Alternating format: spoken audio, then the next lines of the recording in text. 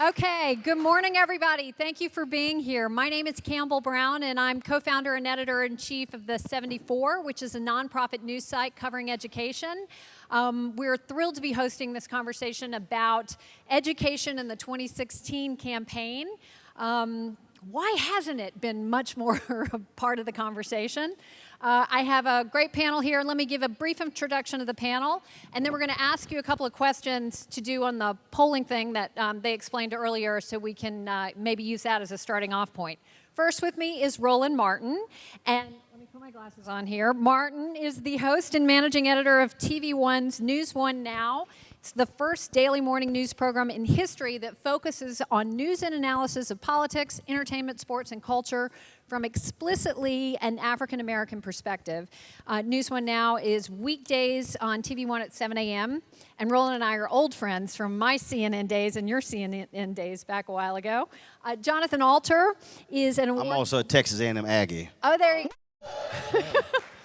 Jonathan Alter is an award-winning author, reporter, and columnist and television analyst. He's the author of 3 New York Times bestseller, The Center Holds, Obama and His Enemies, The Promise, President Obama Year One, and The Defining Moment, FDR's 100 Days and the Triumph of Hope. You're working on a new book right now. I don't know if I'm allowed to talk about that. You could say. It's on okay. Jimmy Carter, which we're very excited about. And then also with us is Reihan Salam. And Reihan is the executive editor of National Review and a policy fellow at the National Review Institute. He is a contributing editor of National Affairs and a columnist for Slate. And he is also the co-author of Grand New Party. Welcome to all of you. Great to have you here. Thanks for having us. Thank you. All right. Okay, so to get us started, if you all have the ability on your phones to participate in this poll, we want to ask you 2 just quick questions, and then we may do a few others throughout.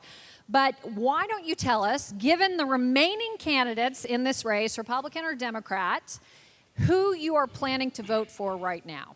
You pretty much know the options. They're all here: Clinton, Cruz, Kasich, Rubio, Sanders, or Trump. Send us your plans at this point. We're going to do our own. Oh, Mrs. Clinton, already leading by a wide, wide margin. Oh, tie with Sanders. There you go. No, I was wrong. It's a tie. And then our second question is, which of the presidential candidates currently in the race do you think has done the best job of talking about education? And then we'll see what we get on that one. But to get us going, let me start with the first question, which is, frankly, there hasn't been a lot of talk about education in this campaign. For an issue that we all know, everybody in this room, how critical it is to the future of this country, why hasn't education been a bigger priority for Republicans or Democrats, and how we address some of the challenges in K through 12? Why aren't we talking about it? Jonathan, you want to start? All right, I'll take a stab at it. First of all, for a little context, it's rarely an issue in presidential politics. So if it became a really big issue this time, it would have been the exception. I think one of the reasons for that is Republicans ideologically believe that education is a state and local issue. And going back to the 1980 election, they've been for abolishing the Department of Education. You might remember that the governor of this state, Rick Perry, it was one of the agencies that he couldn't quite remember whether he wanted to abolish it or not. No, I think it was Commerce. He couldn't remember. Usually they know right off the top that they want to abolish the Department of Education. And Democrats take more of a national approach to it, but they've been on the defensive and in nationalizing education for many years. So, for instance, they were able to get national standards, Common Core, done through the governors.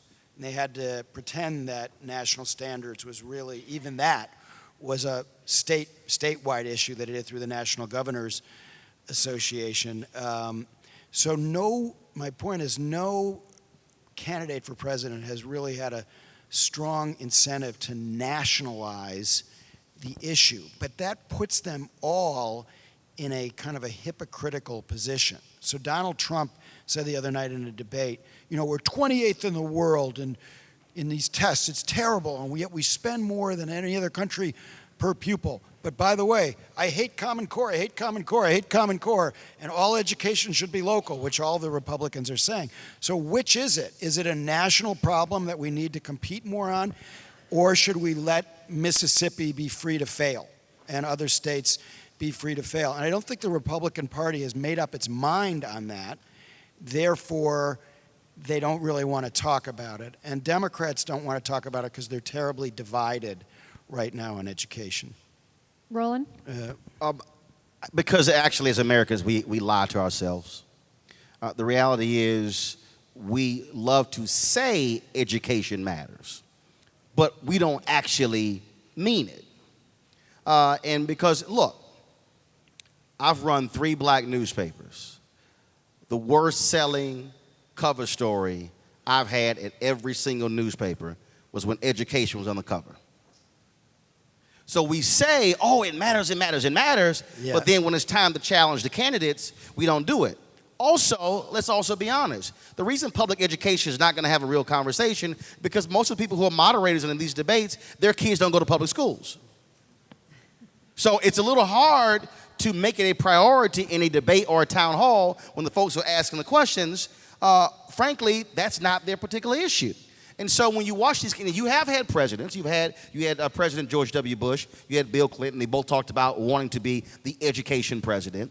But we have not done an effective job at linking. When we talk about every single one of the fundamental issues in this campaign, it goes back to education. You cannot talk about income inequality and not deal with education. You cannot talk about health disparities and not deal with education. You can't talk about the lack of diverse jobs in Silicon Valley if you don't talk about education. And so it is as if the one thing that is the unifying piece that runs through many of our problems, education is at the core, and you have to be willing to force people to answer those questions. And I think we don't do a good enough job at demanding that level of accountability. And then when you do get an education question in a Republican debate, it goes to one person. Governor John Kasich actually answered the question, and then that was it. They went to commercial.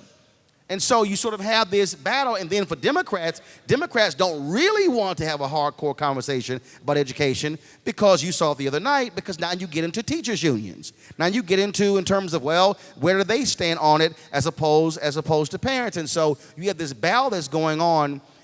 What has to happen is people who believe in education have got to be as aggressive and vigilant on this issue as the NRA is about the Second Amendment.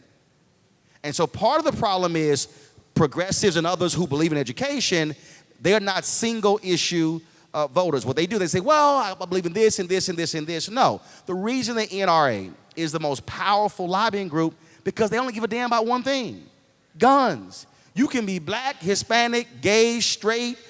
You can have blue hair, red hair, don't matter. You down with the Second Amendment, they say you can roll with us.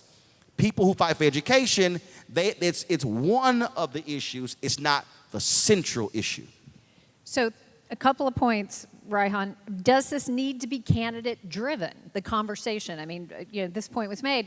George W. Bush talked a lot about education, no child left behind. It was an issue during that campaign. If Jeb Bush had been the nominee, would it have been a bigger issue in this campaign because it was a passion issue for him? Number two, the point that both have made, the federal role of education. Republicans have some confusion within the party about how they think and talk about it. And for Democrats, the politics of education are equally challenging. So how do we get it in? So one way to think about this is that people often talk about bipartisan education reform, and I think that this is a bit what Roland was referencing, the idea that people ought to be able to unite around these issues. And one challenge is that you could think about issues as bipartisan, where you have some broad consensus, here's the goal we want to achieve, and we'll get people with different beliefs to unite around this set of reforms, for example, Common Core. And another way to think about issues is that they are transpartisan. So, for example, if you look at the resistance to Common Core, it has come from Tea Party activists on the right. It's also, however, come from unionized teachers who feel as though they have mandates that are being shoved down their throat, and they look to their unions to protect them from these mandates, from state bureaucracies, which are in turn responding to federal bureaucracies. So in that case, you have people on the right and the left who are not united because they have the same premises. They don't agree on things fundamentally, but they have a transpartisan coalition because they happen to have a common enemy. That is very, very different from people like Jeb Bush and Chris Christie, who are uniting with education reformers on the left and saying that actually we do think that we need these prescriptive reforms coming from the federal government. So I would argue that going forward, transpartisanship is going to become a much bigger deal than bipartisanship, which introduces some frictions, because that means that, again, we don't necessarily agree on all that much. We agree on what we oppose. Another big issue to keep in mind is that when you look at education, and this is also true of healthcare, these are huge swaths of the economy.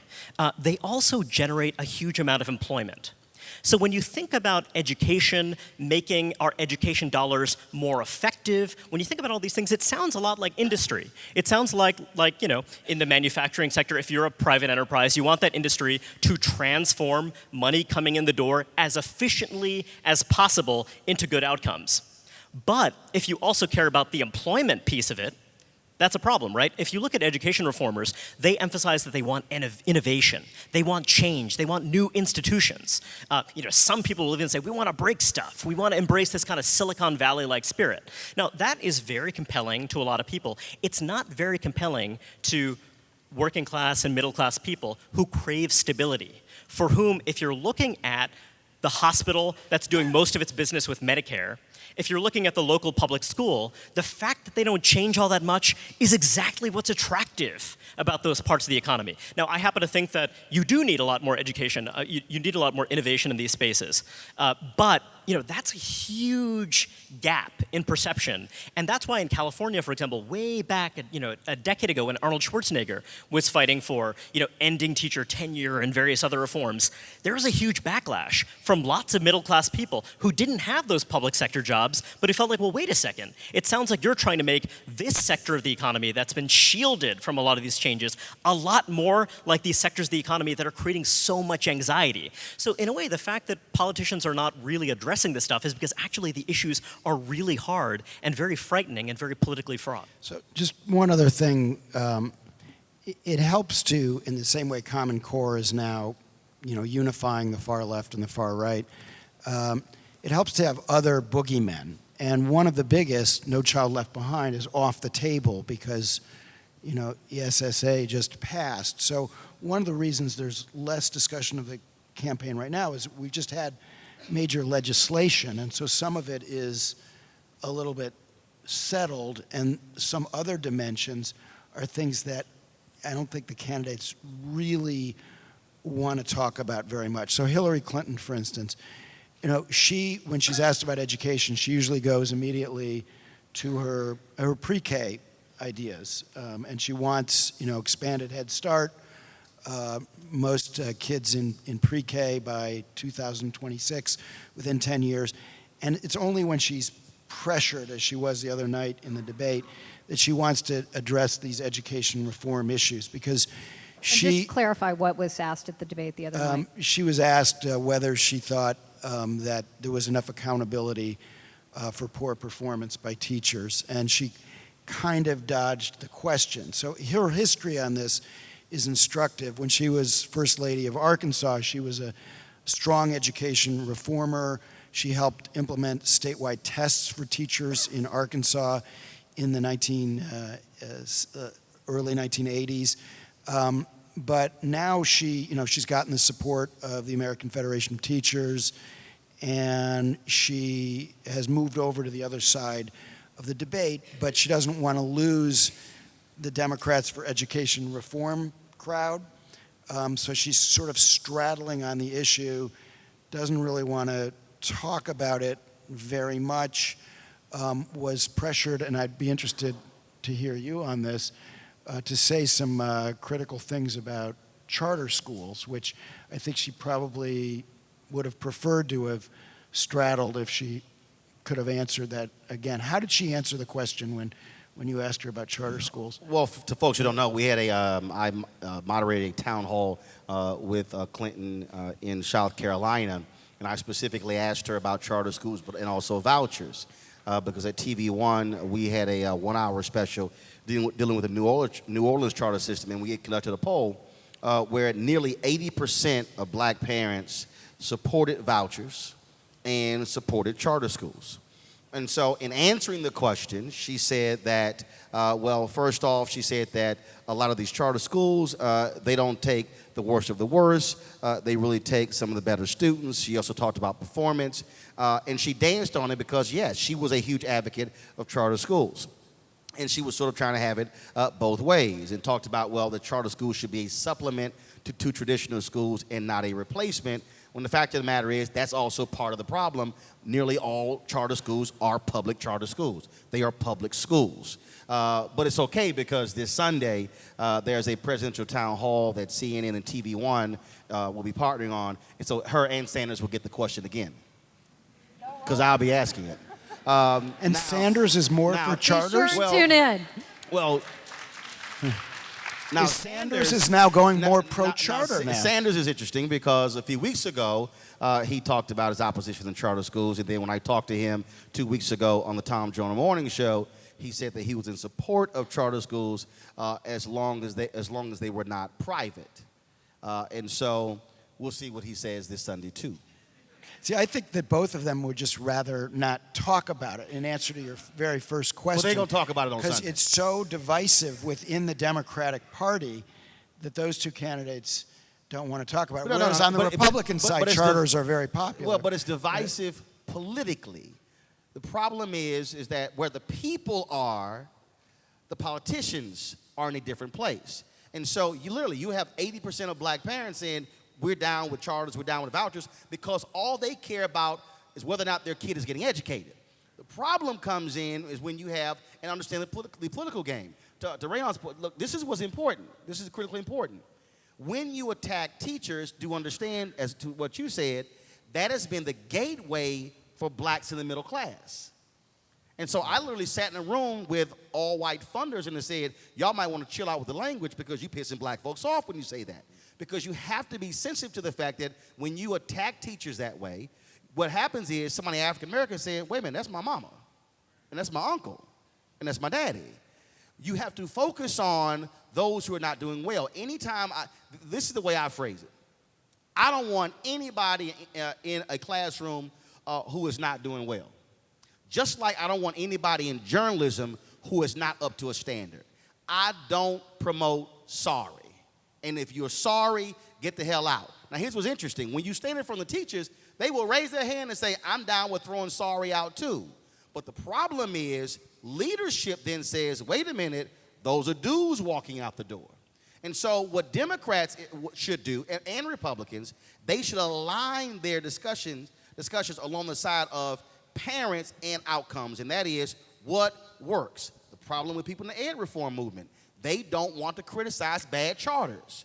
If your standard is, I only support what works, traditional or charter, I'm down with it. But I will not support what fails. So I just want to reinforce this point because I think it's so important. And I've been identified with the education reform movement over the years. But it's on the defensive. It's getting rocked in these public debates because of what Roland just said.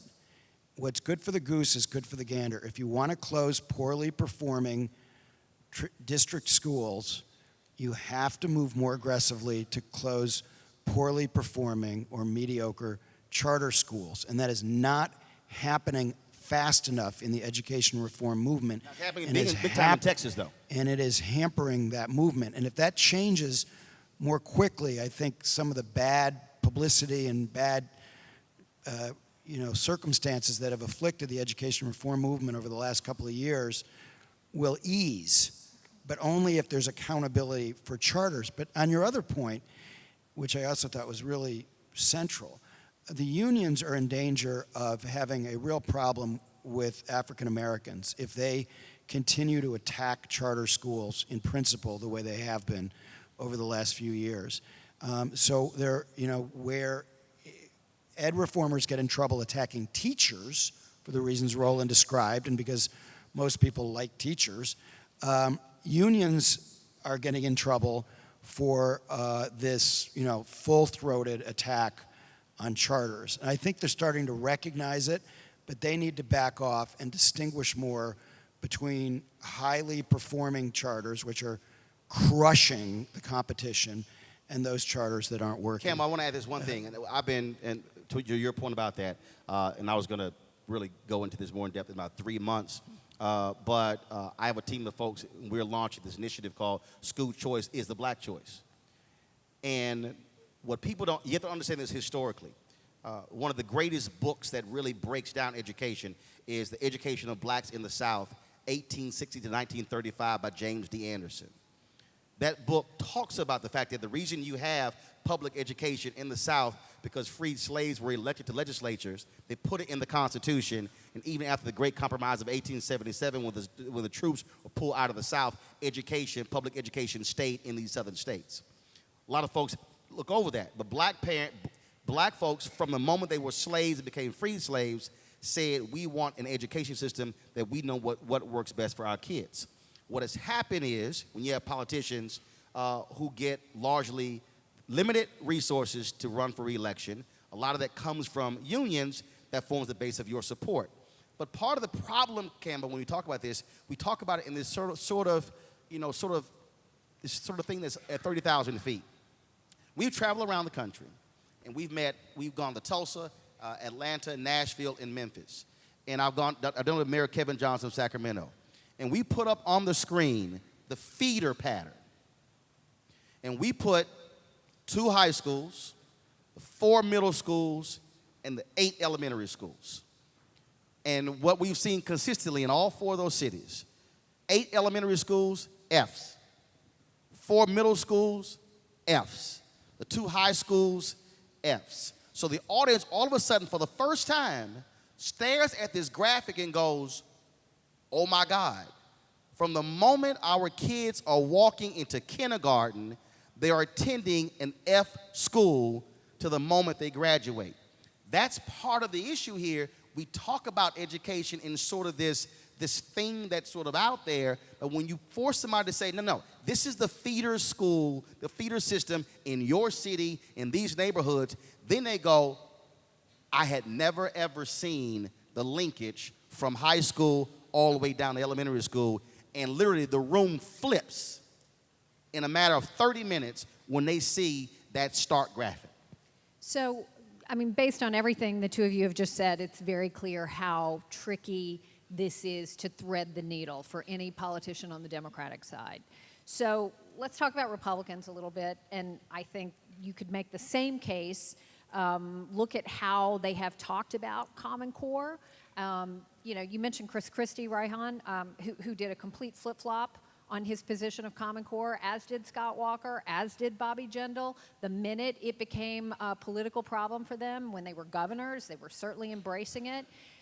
You look at now, you have the 3 Republican candidates, I'm not including Kasich in this, but Marco Rubio, Trump, and Ted Cruz have all said that they plan to abolish the Department of Education if elected. They have all said that they would, and I want to get the wording right, that if I become president, I will end Common Core immediately. Well, how do you do that if it's not a federal program to begin with? I mean, this is political language, and we're kicking around political footballs that actually are disconnected from the real issue, right? Well, my own view is that the Common Core backlash was eminently predictable because of how Common Core was rolled out across the country. So number one, you had large numbers of states that chose to embrace the Common Core standards before the standards were in fact finalized. You had the President Obama's Education Department really decide that if you promised to adhere to these standards, which again at first didn't even exist, that you would get a pass on these various waiver requirements, et cetera. I mean, there's a lot to this, but basically they wanted to speed adoption of these standards as they were still evolving, as they were unfolding. And so then, the Common Core standards also became a convenient excuse for leaders at the state and district level to say that, well, the reason why we're having these big curricular changes that you're not necessarily on board with is because of these impositions from above. So it was just one of these situations where the thinking was, we're going to get some technocrats in a room. They're going to come up with a really smart, really great idea. We were going to speed adoption of it, and how could anyone possibly object? And then, of course, it became a huge lightning rod because people didn't feel as though they had been adequately consulted. People felt as though this was very precipitous, and not only that, but also so the idea behind the Common Core standards is to have higher standards, and in fact, it's not the case that in every state the Common Core standards were in fact more rigorous than the state standards you had earlier on. So my view about what the federal government ought to be doing in education, the federal government spends, it's about 12% of funds K-12, but in a way that actually discounts how much of a role the federal government actually has, because you have state bureaucracies that are terrified of losing those marginal dollars. And so because of that, in many cases, you have state bureaucracies that are trying to stay within the lines. And so those are the agencies that oftentimes prove really problematic for district leaders and for teachers. And that's why you have this transpartisan coalition. Common Core is emblematic of a lot of big problems with how the federal government is interacting with state and local governments. And I guess my problem with talking about the Department of Education and let's just abolish it and that will solve every problem, which you do hear from some folks on the right, is that it's often said that Americans are ideologically conservative but operationally liberal, and this is a great example of that, because if you look at actual federal education funds, what is the federal government funding? The federal government is funding, for example, money for students who are disabled. You have Pell Grants and what have you in higher education, but when you're looking at the money on the K-12 side, every single spending program is wildly popular. Whether or not it should be wildly popular is a separate question, but if you abolish the federal Department of Education, well, let's pin down one of these Republicans and say we ought to do that, and then ask them, well, do you also want to get rid of all funding for children with special needs? Presumably, they're not going to go along with it. I can assure you that the candidates you mentioned would not go along with that. So what that means is that, well, we don't call it a department, but I guess we'd go back to calling it a Bureau of Education or something like that is going to do what it does now, which is administer these funds. So my sense is that what you really want to do is... Bureau over department?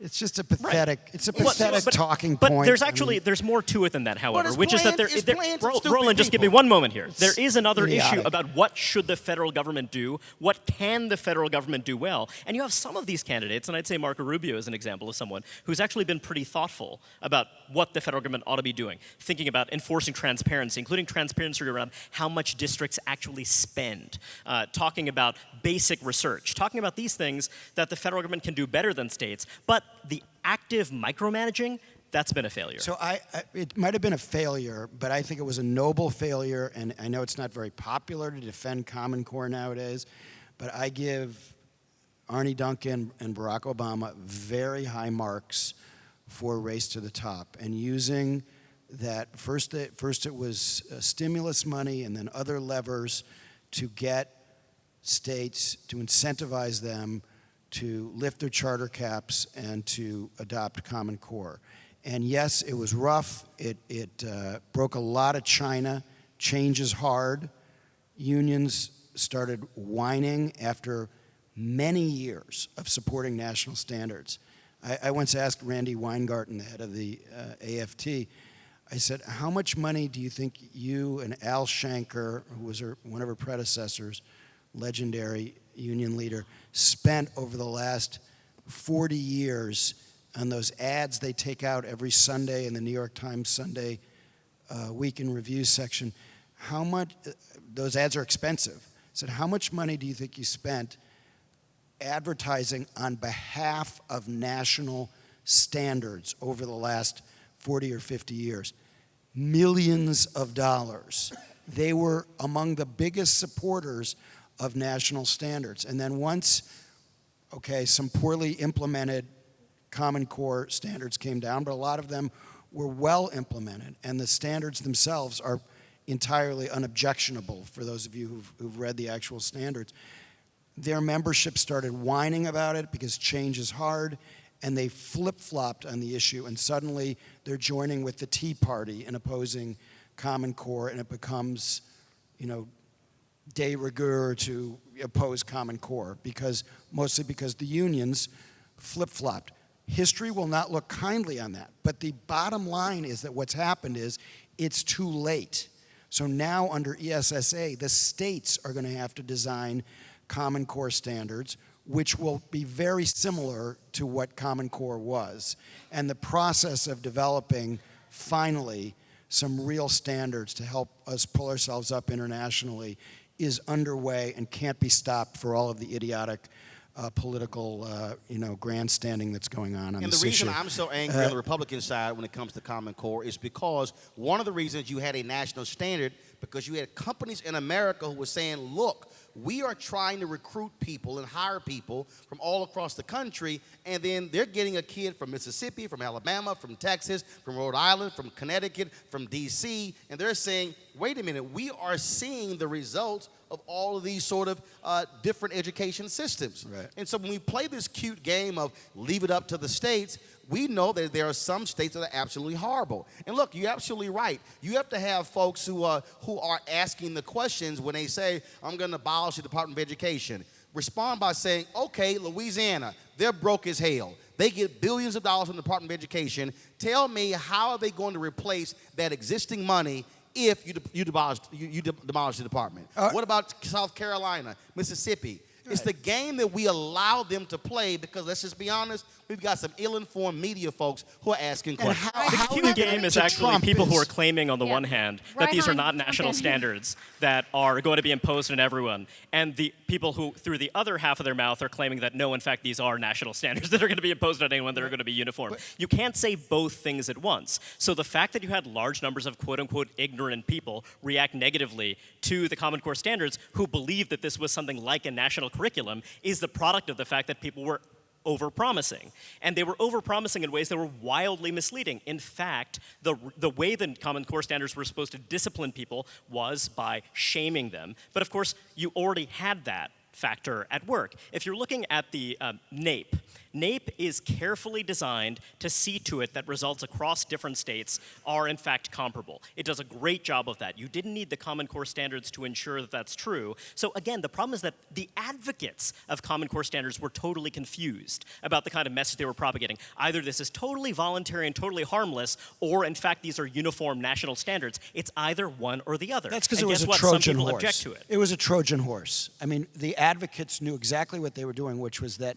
And they were the dishonest idea- about it, and lo and behold, people objected to that. That's a fair point, because I think the advocates knew that they were getting it in as, state and National Governors Association standards. They were getting it through customs as something that it wasn't. And you're quite right about that, but it wouldn't be the first time that public policy, good public policy, was made with not very upfront arguments. And my you question... can't get away with that anymore. But that's the way that this country has changed, and that's what we're seeing in this election right now. You cannot get away with saying one thing to one. Jimmy Carter, when, as you know, you're writing a book about him, he said in one set of neighborhoods in the Deep South that he was going to defend white racial purity, and in other neighborhoods he said that he championed integration. That's something you could get away with in the 1970s. Today, in 2016, we have lots of news sources. We don't have people with the same authority, the people in charge, that they once had. That authority's been badly undermined, and so people expect you to say the same thing to different audiences. And unless you're able to actually defend that proposition openly and honestly, you are going to get in trouble, and for good reason. But Republicans don't seem to have to defend that, very, very often. I mean, how can you get away with arguing, I'm going to make America great again, and I'm going to make sure that we compete, internationally much better, but we're going to be, above all, we have to be free to let Louisiana and Mississippi fail. They have to be free to be terrible, otherwise you violate our ideology. Believe it or not, decentralized approaches oftentimes yield great success. Happy to delve into how that works and why that could work, but I imagine we're going to want to talk about it hasn't other in aspects education. Well, the other thing is that we've seen a dramatic change in the composition of the student population. A change so for example, Matthew Chinkos of the Urban Institute has tried to look at NAEP results, at results in educational performance across states, correcting for differences in home environment and a variety of other differences. And what he's found is that, lo and behold, states that we thought were poor performers, including some states in the Deep South, are actually much, much better performers than we'd previously assumed, because we're measuring these things incorrectly, and we're not reflecting the fact, and that's why teachers, including unionized teachers, really resent a lot of the rhetoric deployed against them.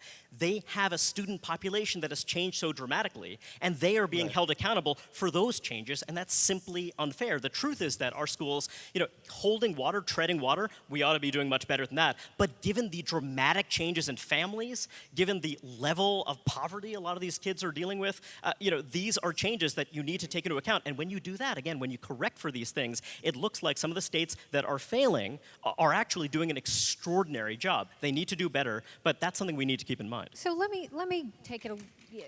It's a fair point. Let me bring it to sort of a more general thought, which is, we're all watching this election play out. So much of how it's playing out is being driven by this fear and anger I think people have at a broken system, at what the future may hold for them, for their children. There's so much uncertainty. You can't stop globalization. You can't put the genie back in the bottle. The advances happening in technology with automation are coming whether we want them to or not. And what is central to preparing our country for this dramatic change that's happening in our economy as we move into this new knowledge economy is education. So how do we get our political leaders to have a conversation about it that's honest and actually focused on what matters as opposed to the political fighting that's currently taking place? Well, let's deal with the fear. This year was the first year in history where 51+% of kids in public schools were black and brown. When you look at studies as to who is optimistic about the future of America, African Americans, Hispanics / Latinos, Asians are optimistic about the future of America. They have a totally different view. The one group that is consistently not optimistic about the future of America, white folks. Because, and again, this is that very difficult thing that we don't want to deal with. But America, look, 30 years ago, we all heard the studies, all the results that America would become a majority minority country. Folks said, "Oh my God, that's so far away. I'm gonna be dead. I don't have to worry about it." Well, white folks stopped having kids. Black folks kept having kids. Hispanics kept having kids. That number dropped from like 2060 to 2055 to 51 to 47 and kept going down. All of a sudden, people are going, "Oh hell, this thing is happening," and we got a black president. And we got a black president. Oh hell! So when you talk about this fear and this anxiety, it is because the America that folks grew up knowing, the America that their parents told them exist, is not going to exist for their children. So that's what's driving this fear and anxiety. And look, the people who really should be pissed off are black and Hispanic people, because we're the ones left in public schools. You have significant white flight, even right now, even the charter school movement. There's a concern, which is legitimate, that charter schools are furthering the whole issue of segregation. So what we have to contend with is force folks to say, look, America is indeed changing. Suck it up. We're not going backwards. The question is, how do we now ensure that we are preparing students for the next generation? Numbers don't lie. I had Secretary of Labor Tom Perez on the show the other day. I said to him, Bob Johnson and Sheila Johnson, co-founders of BET, have been advocating this. The need to return trade skills back to our schools. We have to confront what we've done to this country. We have basically had 2 generations of, you can go to any school you want to, baby. You can be anything you want to. No, you going where my money can afford to send you. We literally are forcing people into a system of 4-year colleges. We treat community colleges like they're the 13th grade. No one is proud to say their baby goes to community college. And so all of a sudden, we're saying there's only one way, when the fact of the matter is, we have ComEd in Chicago did something that was stunning. They created a 9-month certification training program for the folks who climb the utility poles. If you completed that 9-month program at the community college, Kennedy King, and you got to hire, starting salary is $70,000. It's some lawyers not making $70,000. So what we have done is we have to actually change this whole view of go to college, go to college, go to college. What are we training our young folks in elementary school, middle school, and high school, and say, we have to train them today for the America that we're going to be, not the America that we used to be. That crap Trump is saying, it ain't happening. That America is not coming back. So Republicans, wake up, it's not coming back. And so that's the challenge, but it requires courage, and it requires those of us in media to force them to have to answer those type of questions. And at the state and local level.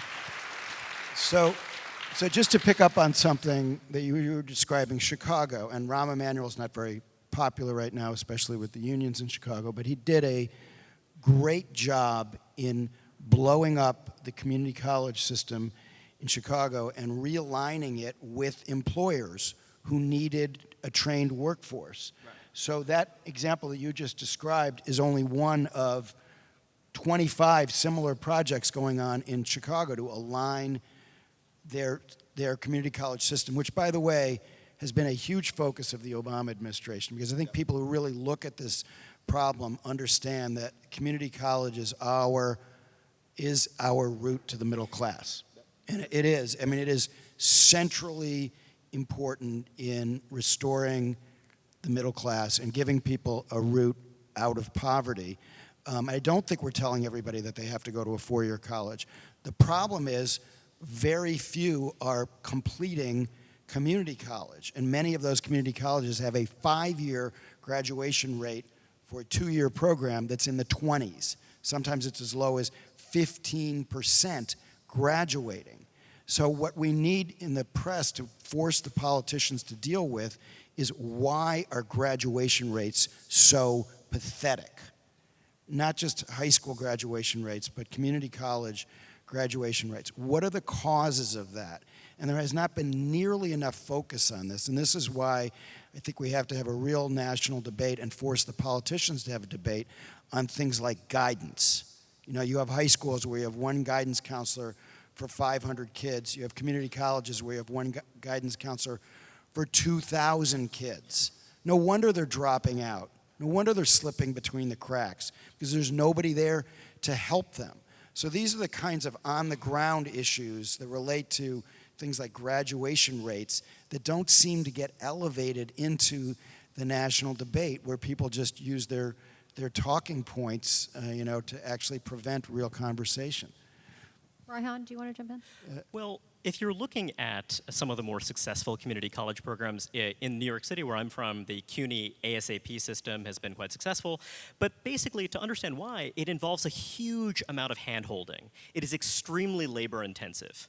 On the other hand, there's been a lot of talk in the United States about free college. And what's striking is, if you look at Northern Europe, let's take a country like Germany, where you have free college, what you'll find is that those are no-frill schools. There's virtually no remediation. There's virtually no counseling. Essentially, it's an opportunity for you, as someone who's fully trained, to go attend seminars. You take exams, pretty much separately from that, and you either get a degree or you don't. So our model of higher education is this funny hybrid in which there tends to be a very large administrative apparatus that is designed to help students achieve success that does not work very well. And when you think about, well, how does that work? We're spending so much money, we're getting such poor results.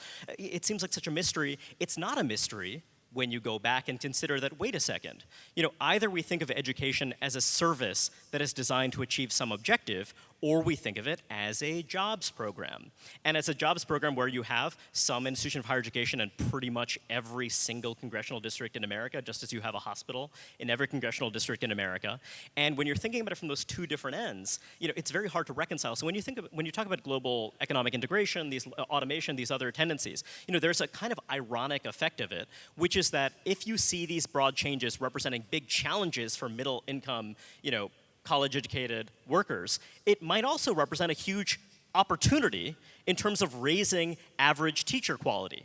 because that's obviously a big issue. If you have, a teacher who is more effective, more skilled, that teacher will tend to be more effective in the classroom. So if you have middle-income people who are finding that, this is their refuge from an economy where their skills are not as valued as they might have been otherwise, that's something that's very uncomfortable to talk about. But the thing is that even if those jobs don't become dramatically better, it could be that they're going to be dramatically better in relative terms than other economic opportunities, other employment opportunities that are available to a lot of middle-income people. So that's going to be a funny thing. Maybe becoming a teacher is going to become a lot more selective, a lot more competitive, simply because the rest of the economy looks less welcoming. Campbell, I got to add this here. So I got someone who sent me this tweet that tell this man with no experience in education, why is he talking about education? This is also a fundamental problem in this country. No, I don't think that person is here, but I've already blasted. I'm glad you're able to read tweets and kill on the panel at the same time. That's impressive. I'm a Texan, yeah. All right, so let's cut. Here's the thing that we have to confront. The people who work in education love to use that one to somehow push folks back. I'm going to give y'all a real easy response to them. Shut the hell up. Because here's the deal. I'm raising 6 of my nieces. I'm knee-deep in their education. I went to all public schools. I'm the CEO of my own company. I have to hire people. We have to be willing to challenge anybody in education that just because you work in education, you are not somehow godlike and only you can articulate what happens in education. That has to change. Yeah. We don't say to the teachers who say this to me all the time too. We don't say to them, Roland and I are political analysts. We don't say, hey, you're not entitled to express your views on politics because you're not in politics. The idea that somehow only people in education are qualified to express views about a public policy issue of this importance, I'm with you. And this causes more of us, though, to take a greater stake. I go back to the point at the beginning. We have to treat this as the most fundamental issue in this country because it is at the heart of every single thing we're trying to confront. Because what takes place from the moment that child enters that classroom will have, the next 18 years will have an impact on their entire life. And so that's why I'm passionate about it. And so you can be an education expert. And the other piece is my brother's a teacher. 3 of my sisters are teachers. I hear from them all the issues they have to deal with. And so we as advocates, if you're not in the field, must be willing to challenge those folks and say, no, boo, you don't get to own this yourself because we are all in this together. Because if we fail, you fail, and we fail, and our children fail. But, it does help to be in the school some. So I wanted to learn more about community colleges. So this semester I'm teaching at a community college in New Jersey, and it's helpful, it's instructive for me. And what you said about European community colleges not having any remediation, we can't go that way. Yeah. We need a tremendous amount of remediation. It's obvious to me from my students, it's obvious to all of you. So the question becomes, is Obama right that 2 years of college, community college, should be free in this country? And I think he's absolutely right on that, even if I think Bernie Sanders is a little over the top in saying that all public universities should be free, because I think what would then happen is you just get a lot of profiteering that would go on in education. And also it's not right that Trump's kids or my kids should get a free college education. We can't afford that, as a society. So a kind of a partial move toward that, which is the Obama position, 2 years are free, I think would be a tremendously important change and a tremendous boost to the middle class. Because if you don't have those 2 years of college, you ain't getting a job in America now. Just a fact, 65% of the jobs in America are trained through community colleges. Right? I didn't teach, but my wife was a vice president of community college, so I merit the expertise. All right. Yeah. Reihan, did you want to make a point? Or I do want to try to, we're getting close on time, so I want to, try to find some common ground and imagine if we can that the next president of the United States can do something on this issue, cares enough to do something on this issue. There's differences of opinion about the federal role in education, but the president certainly can use the bully pulpit to emphasize education as a priority. So talk about what you think, if there was one thing that the president could take on a new president and run with, and whether it's use the bully pulpit or through legislation, really try to solve one of the key problems, what would that thing be? And Reihan, since I know you would like a reduced role or keeping the education issues more at the local level, how would you think about it, and what would that issue be for you? Well, I'll focus on an issue that people tend to ignore, which is purely thinking about return on investment and transparency around it. We know so little about how schools spend, and it's not just a matter of how much schools spend, but how they spend. There has been a lot of work recently done on per unit funding. When you think about this program, building a track and field facility or whatever else, how much are we spending per student who is likely to use that over time? And it sounds very unimportant, but for example, people will often say that, well, a lot of charters are mediocre. All they do is deliver the exact same result as the local public school. In Milwaukee, the voucher schools, they're delivering roughly the same result. That's often true. They're oftentimes doing that at far lower cost. And if you're doing that at far lower cost, that introduces interesting possibilities. If I'm doing that at lower cost, but then let's say I have access to the same amount of per pupil funding, then suddenly you open up the possibility of spending on enrichment. You open up the possibility of taking kids who are very poor and don't often come from supportive families, supportive home environments, and actually providing them with resources that go beyond getting them to this level in terms of literacy scores or whatever else, and providing them with other enriching experiences that can increase their non-cognitive skills, make it a lot easier for them to find employment, and much else. That actually matters. It's not just green eye shade stuff that's about being punitive or whatever else. It's hugely important. And that's something the federal government, where it has a perfectly legitimate role. Let's actually know what we're getting for our money. So I agree with that, and I think a lot more can be done. I'm on the board of something called Donors Choose, which I hope all of you know about, which is a way for teachers to post what they need for their classrooms, and then donors come along and fund them. And it's a much better, less wasteful way of delivering classroom supplies than one size fits all. You're all going to use this. It's letting the teachers, empowering the teachers and the donors. But in terms of what a president could do, that's at a level of changing the conversation. And I do think Hillary Clinton is on the right track to make pre-K a central part of the national conversation. The research is in.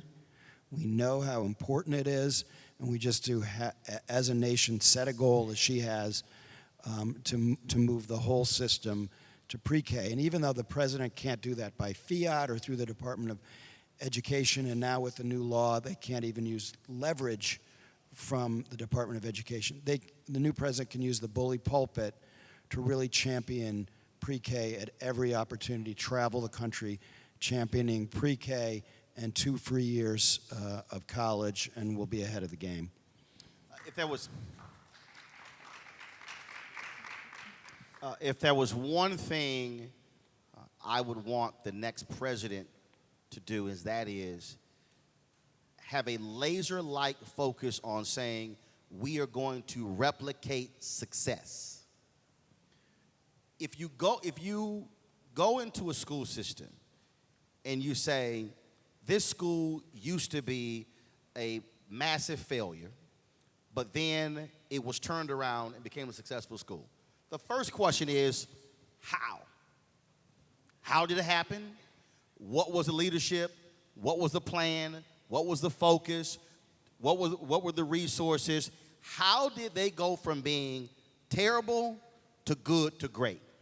And then say to the superintendent, replicate that. And then see if you can scale that. The exact same thing with a charter school. You say, how were you able, fewer dollars, to be able to do well? So that might mean going to Donald Hintz in D.C. and saying, how are you succeeding at Friendship charter schools? Going to Dr. Steve Perry, why is it you have 3,000 people on a waiting list and you had not even announced your building? How is Eric Mahmoud doing this in Minneapolis? We have to be willing to force people to replicate success, not play this game of here's my 5, 8, 10-year plan. If your kid's in the 4th grade, you got a 10-year plan, they're going to be graduated by the time that 10-year plan is over. And so parents are saying, what can happen right now with my child? I also believe the next president, even if they're Democrat, should be willing to say, I support vouchers. But here's why. How can someone say, I support Pell Grants, which you can use to go to a private college, but I don't like a Pell Grant to go to a primary or secondary school? So you believe in school choice on a collegiate level, but not on the local level. With that, and then I believe that should also only be limited to the bottom 10%, the worst of the worst, to allow them the opportunity to be able to go elsewhere. But if Campbell, there was one thing I could challenge this ed reform movement, and this also is touchy. I said earlier, 51% of the folks in public schools today are black and brown. One of the fundamental problems with the ed reform movement, it is too white.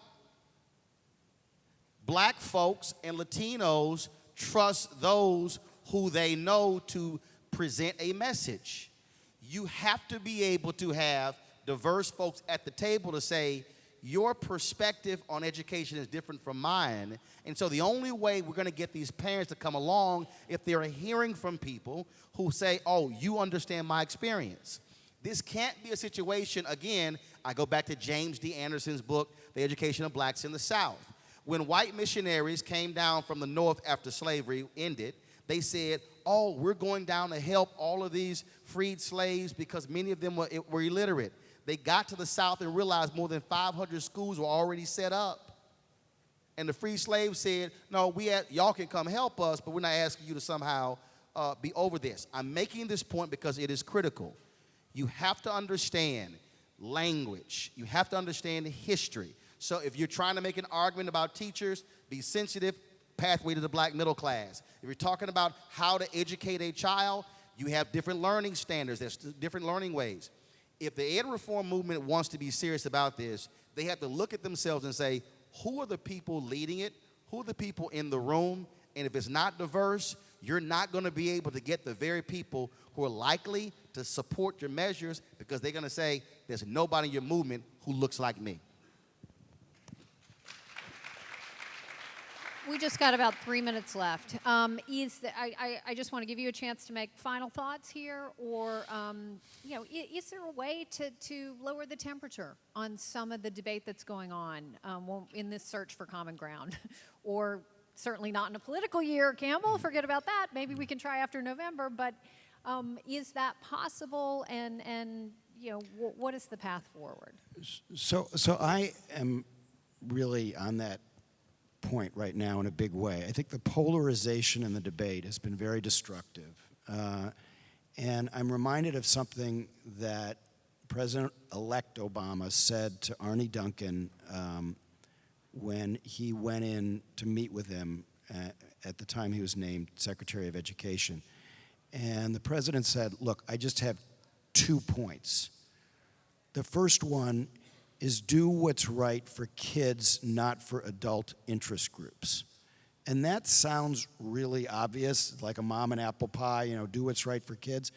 But if you filter everything through that strainer and you say, so you go higher pay for teachers, of course that's good for kids because you're going to get a higher quality teacher into the profession.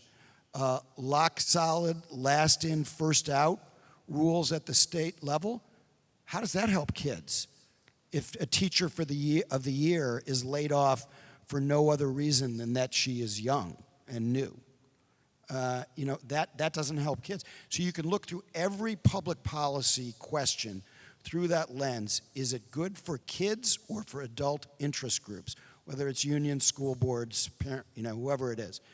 The other thing that the president said is, don't put a stick in anyone's eye.